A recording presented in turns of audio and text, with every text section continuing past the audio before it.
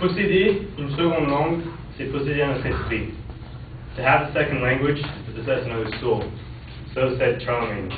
I was born and raised in the U.S., but my parents were French, and I followed French schooling in the U.S.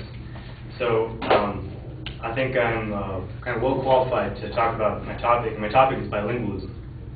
So my main claim is that learning a second language provides undeniable benefits, to the student. So bilingualism, of course, is the ability to speak two languages. So my speech will follow these main points, that bilingualism provides advantages in language. It creates cognitive advantages. It provides academic and professional advantages. And finally, it provides social benefits. Alright, so bilingualism provides advantages in language.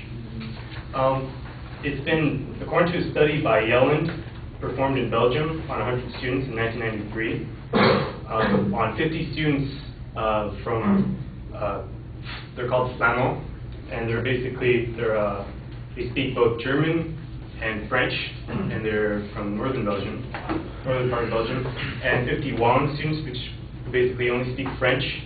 And this was on children, very young children going to elementary school, just learning to read.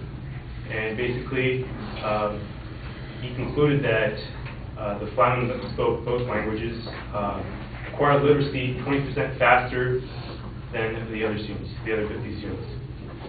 All right, it provides greater understanding and competence in the primary language. Example of in the U.S., graduating high school seniors with 2 or more years of foreign language, usually they significantly outperform non-foreign language students on achievement tests. And this was done by a study done by Bastian in 1980. The third subpoint is that it helps acquire possible third and fourth languages. You learn further languages more quickly and more efficiently. I have a good example of that. I took Spanish in high school, and I didn't have to work as hard as the other students, and because I speak French, and it's a very similar language, I was able to get good grades without really working hard. So, all right, on to my second main claim. Bilingualism creates cognitive advantages. So it helps focus and concentrate on specific information, which is very important for cognitive thinking, critical thinking. Try to explain this. It helps parcel up and categorize meanings in different ways. So a good example of this is color. In Navajo, blue and green are collapsed. They're one color. They call them, I don't know the word exactly. And in French, there's a hue called the taupe, which is literally the mole colored, like a mole, the animal. And it's not brown, but it's no longer gray. So it helps you, helps me categorize meanings in different ways. So, all right. So, and in Campbell made a study on school subjects in Europe, in elementary school actually, who took 20 minutes per day of foreign language, and compared it with students who didn't take second language in elementary school, and all the students were selected to have an IQ of above 120, so that to be consistent, and it consistently improved on verbal and nonverbal intelligence tests, and they did a picture arrangement, object assembly, sort of IQ test, and the students that took 20 minutes per day of second language outperformed the other students. All right, so bilingualism provides academic professional advantage. Because it improves thinking skills and all that, it leads to higher performance on tests. On a study done in the U.S. By Armstrong and Rogers in 1997,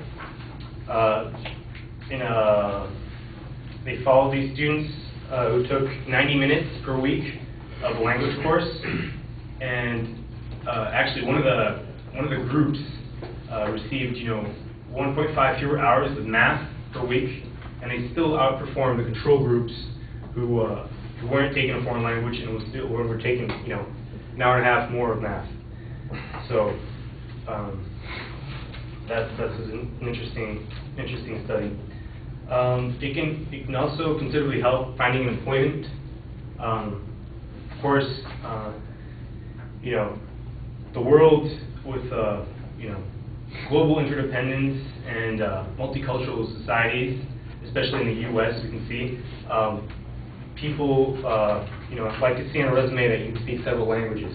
So it definitely helps you find a profession.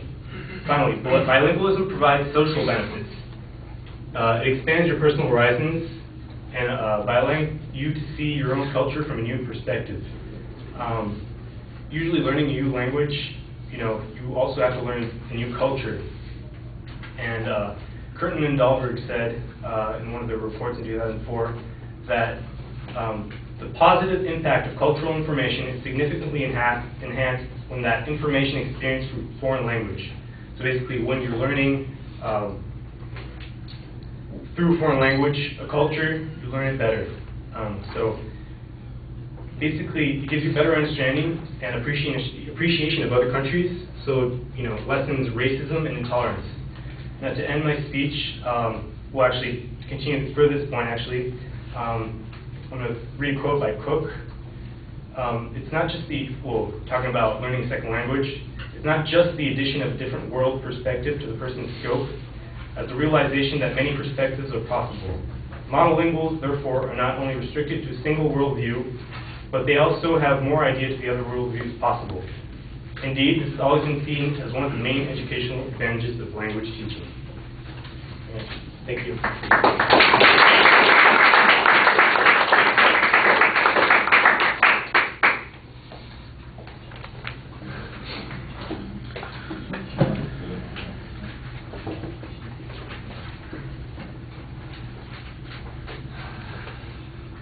All right, I like the introduction. You've got a clear statement of what the claim is. The supporting claims, I think you could use some numerical signposts on them in the preview, because when you get into the speech itself, the first point's not labeled, the second point was clearly labeled, the third point was not clearly distinguished, and it sounded like you had a fifth point that you hadn't had in the preview, so it got a little confusing there.